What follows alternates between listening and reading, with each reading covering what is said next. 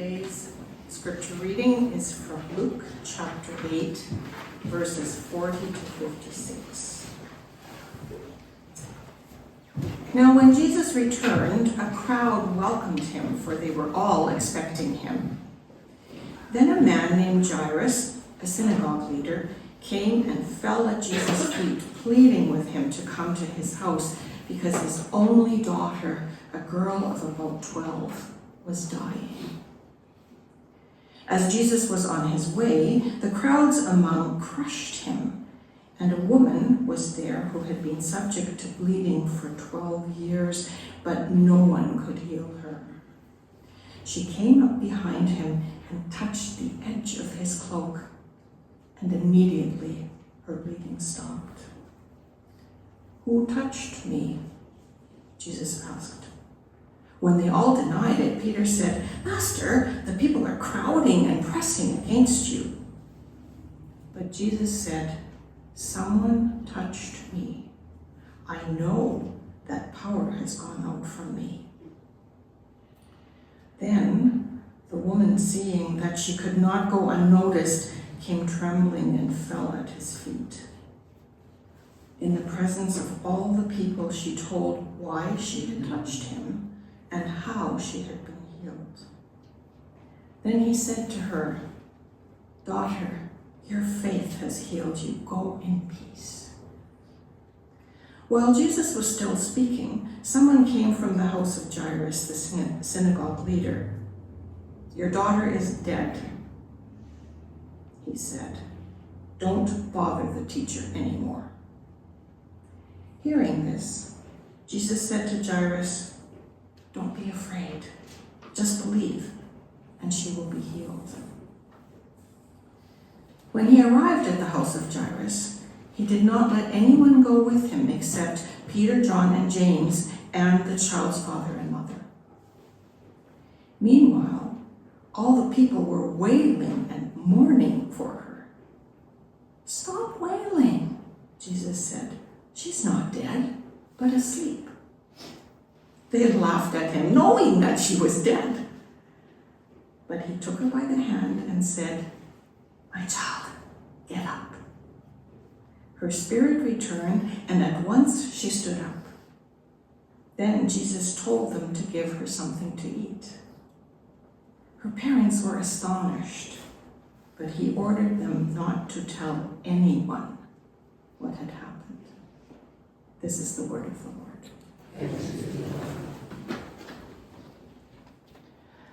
What a story!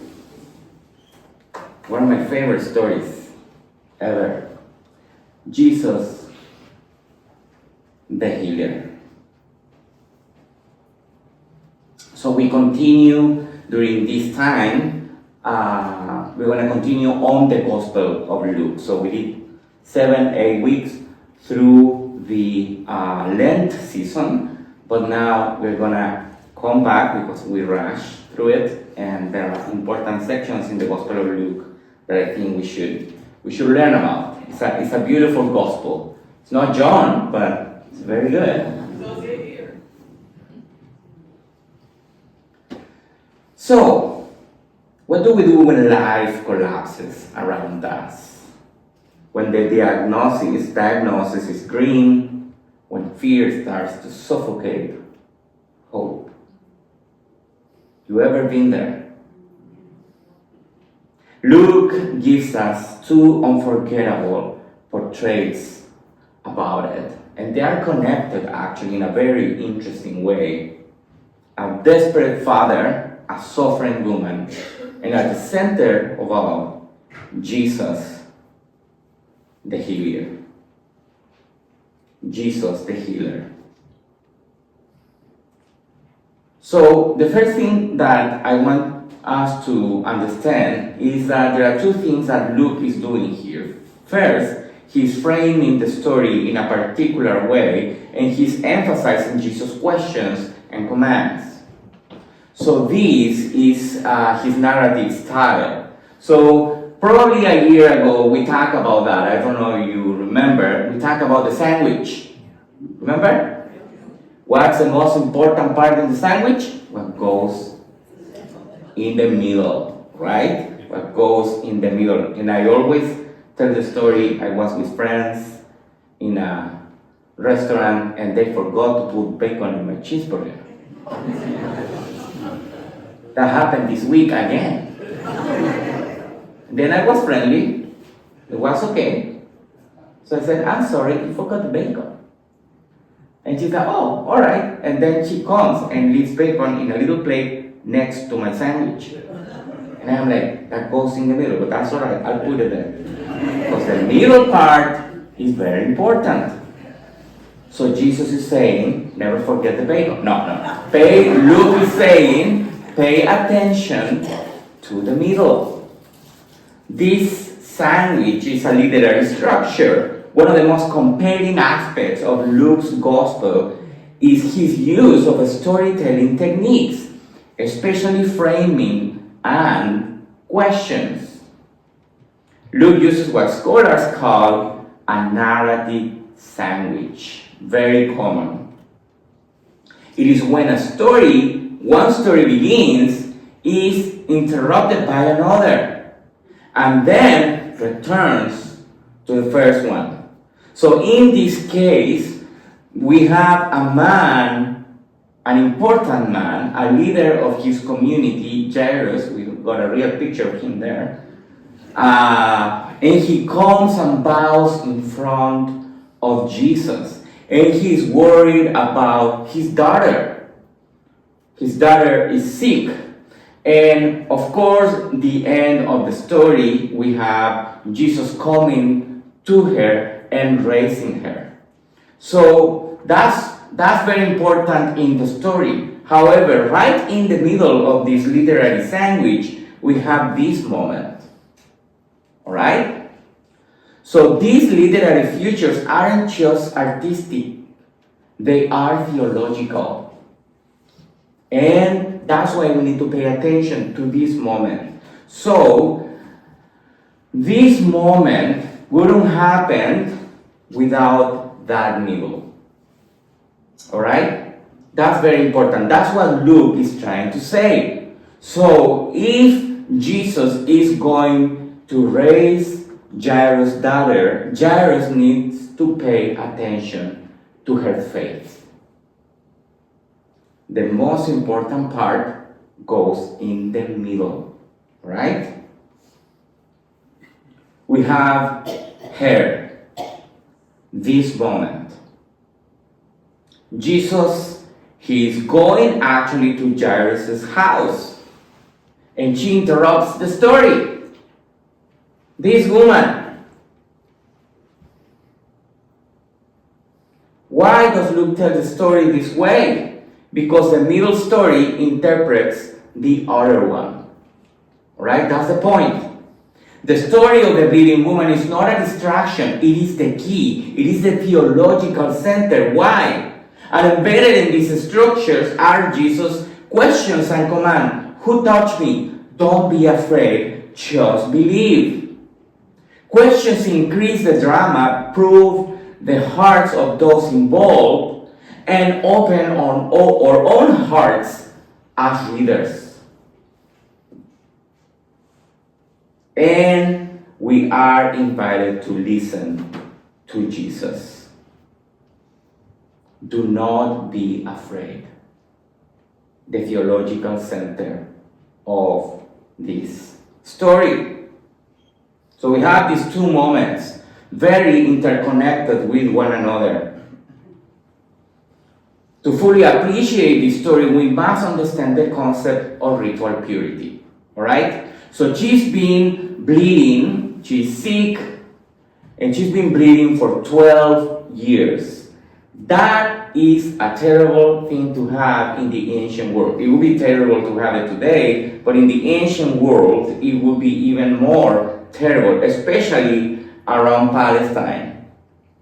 Over the centuries, Jewish tradition codified purity into a set of sacred boundaries, all right? And we found all of those in the book of, don't say John, or Isaiah. What do you say? Wow, look at Rachel. Good job. Maybe I'll share a piece of chocolate with you. Maybe.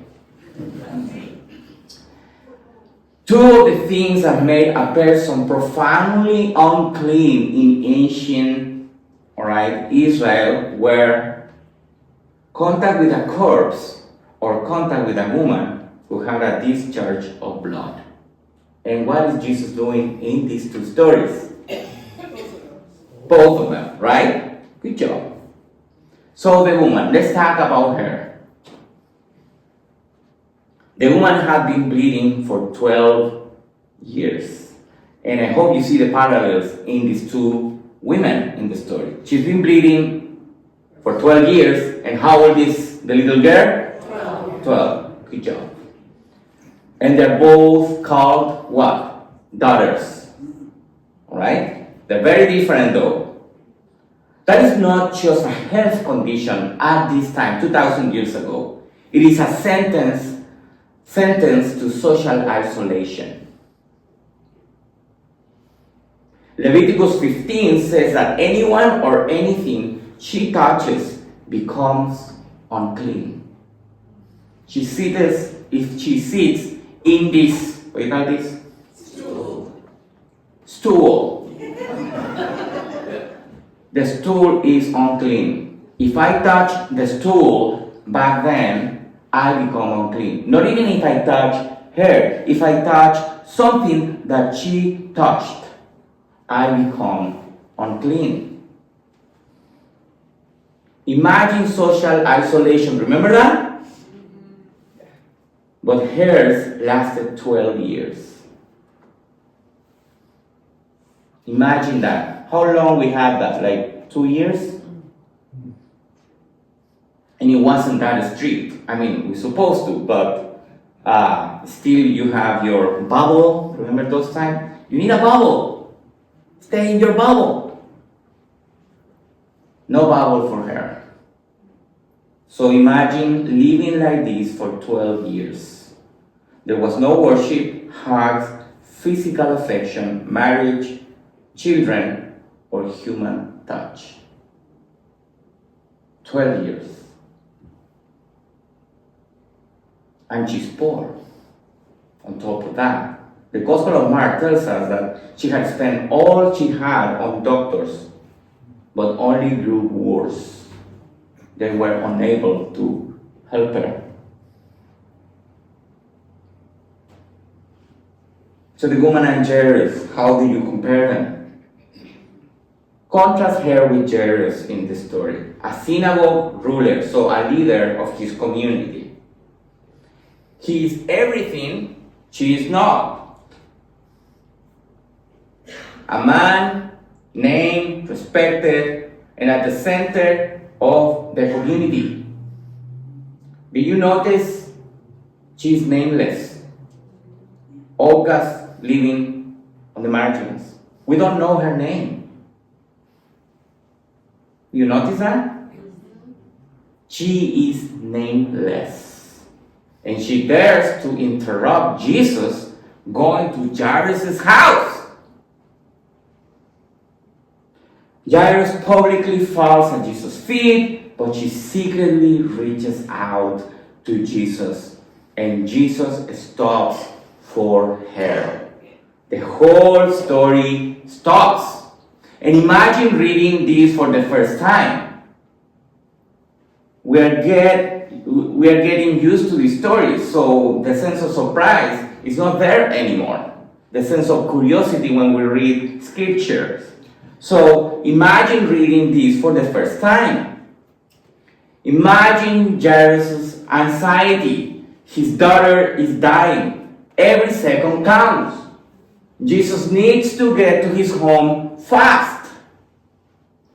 But now Jesus has stopped to speak to a woman, an unclean woman, who dares to come and touch him without his permission.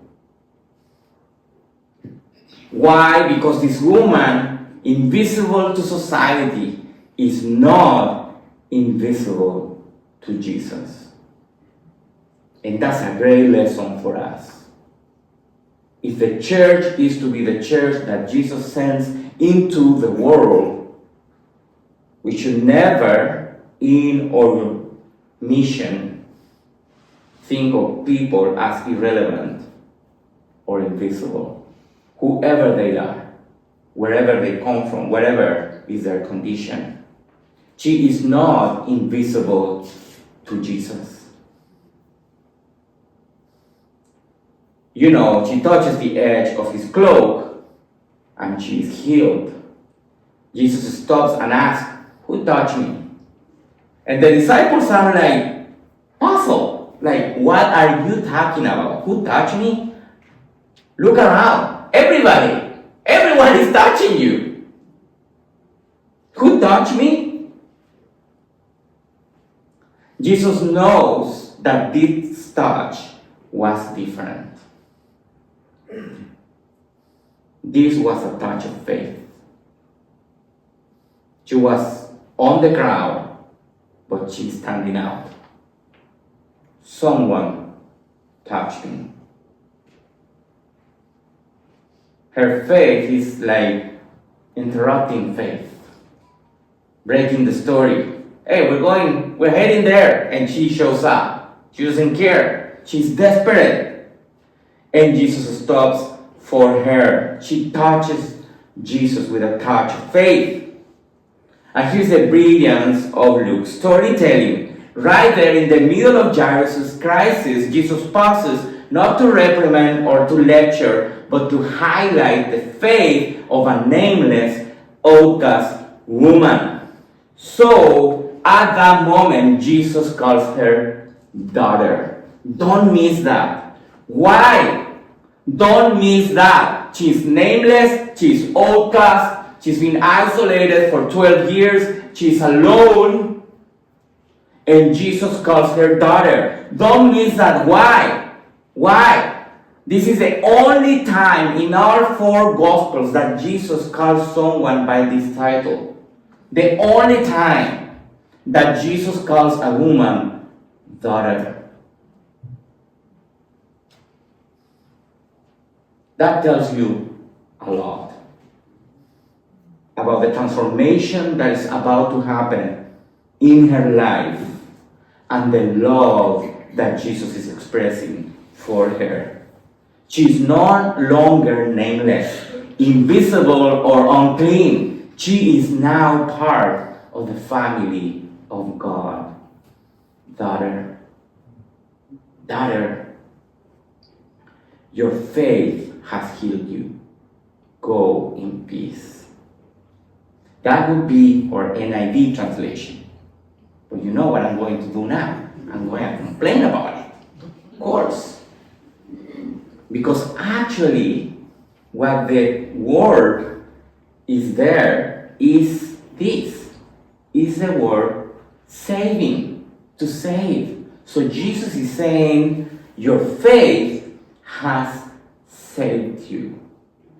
So don't get me wrong, there is this Greek word to heal, to say that. The word therapeuo. How does that sound? Therapeuo. Therapy. Good job. See, you're all scholars. But Jesus is not using this word here. He's using a different word, sozo. That means to save. Your faith has saved you.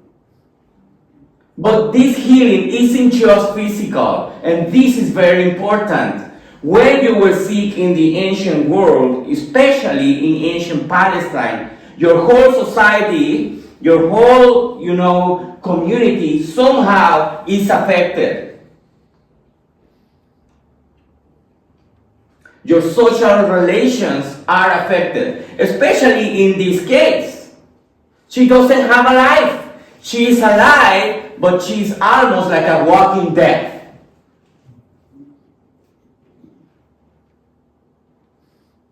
Here Jesus gives her restoration, wholeness, peace. She is not restoring only her body, but also her place in society. That is the full gospel in action. Daughter, your faith has saved you. I love how Eugene Peterson translates this. Now you are healed and whole. Live well. Live blessed. You're healed. You're whole. You're saved. Live well. Live blessed. But don't forget about this guy. He's also important in the story. But now our attention has gone to her. Just as Jesus finishes blessing this woman, messengers come to him, to Jairus. Don't bother the teacher anymore. Your daughter is dead. The faith that brought healing to the woman must now live in Jairus. This is the lesson. That's why this moment with this woman is the theological center of the story. These religious, look at this, well-educated man must learn from a nameless woman, an outcast. Her story is not a delay in what's going on. It's an invitation. Look at her. Look at her.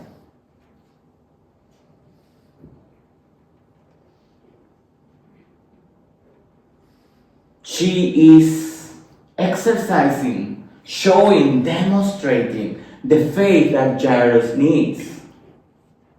Jesus says to him, don't be afraid, just believe. Don't be afraid, just believe. And suddenly the story that began in fear is heading towards, resurrection. Jesus says, she's not dead, she's only asleep. They laugh at him. Now, what is interesting about what Jesus is saying is that in ancient Palestine, people who spoke ancient Greek would use the word to sleep to say they are dead, or he or she is dead. Paul uses the same expression. Don't forget about those who are sleeping in the Lord. That's very interesting. But Jesus comes to Jairus' home. Jesus takes the girl by the hand and says, my child, get up.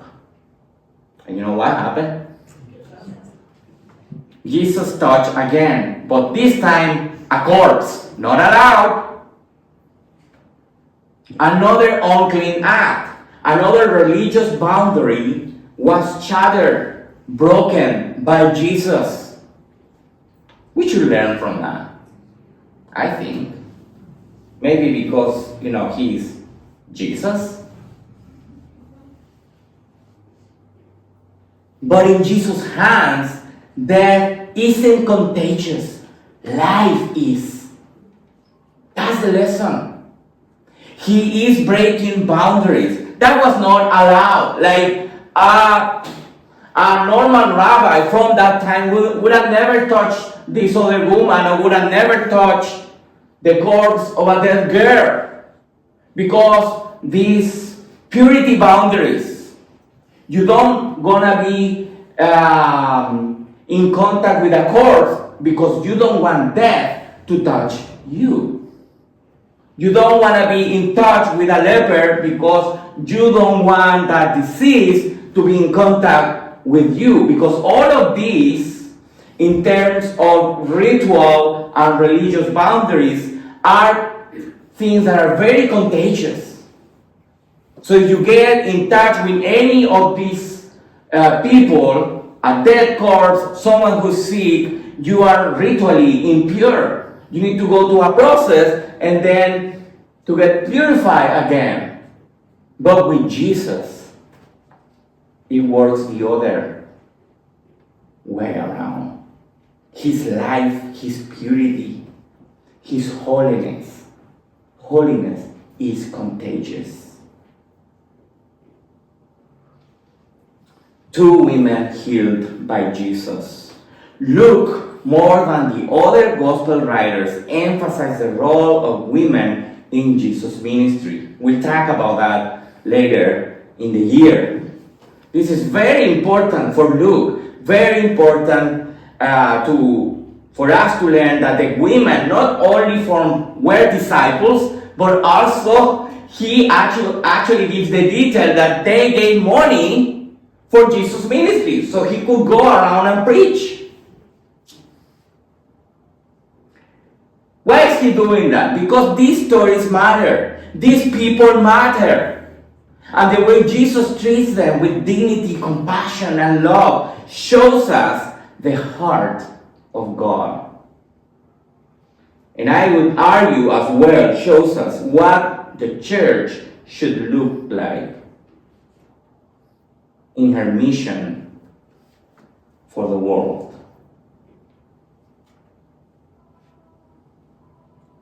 In both cases, Jesus willingly steps into places of uncleanness.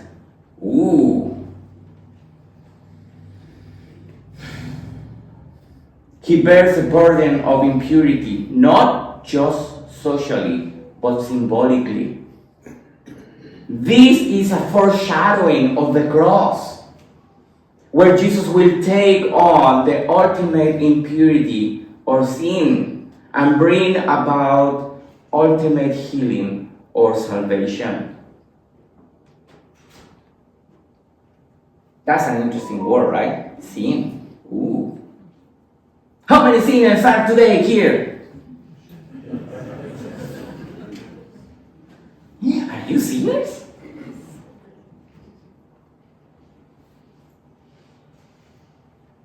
So this is a beautiful story. Two moments, two healings, very connected, but don't miss the middle. Look at her. Look at her. Look at her.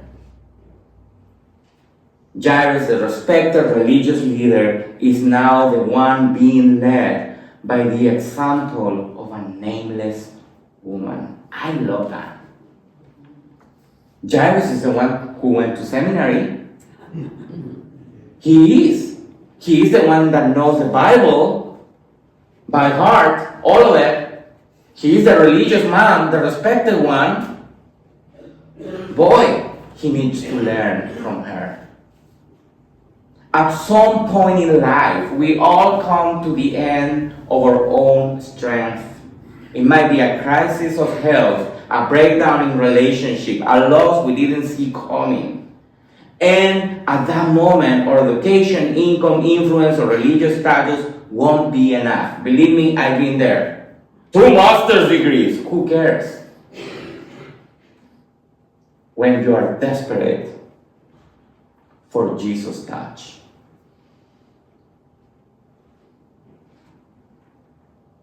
That's when Jesus says, do not be afraid, just believe. And Luke is pointing at this story and saying, look at her. Look at her. She teaches us to reach out despite our fears. She teaches us that Jesus is always available for those who are forgotten by society. Look at her. She teaches us that the one touch from Jesus can change everything. Look at her. And she teaches us that Jairus and all of us need to know that Jesus the healer is not afraid of our mess. Do you have a messy heart, a messy life? I think we all do in some respects. Jesus is not afraid of our mess. So you can sneak around and try to touch his garment.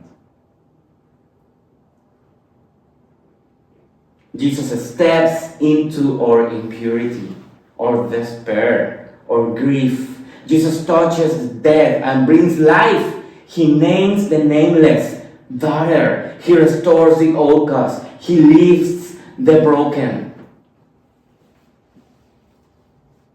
So look at this story. And my question for us today, who are you in this story? Today. Am I the one who needs to look at her? Am I the one well educated that probably knows a lot, but when the moment of truth comes, I'm all shaky? Yeah, that's me. I need to look at her. Learn from her faith and learn from the love of Jesus. Have you ever felt like Jairus at the end of your rope? Or have you ever been like the woman, isolated, exhausted, ashamed, done after years of struggle? It doesn't matter. If you come to Jesus, He will bring you healing. Or are we part of the crowd who is touching Jesus, but not really touching Jesus? You know what I mean, right? The crowd, almost or even touching Jesus, but so far, so close, but so far. No matter where you are, Jesus sees you. And He has reached out to us. That cross and that table is a demonstration of that.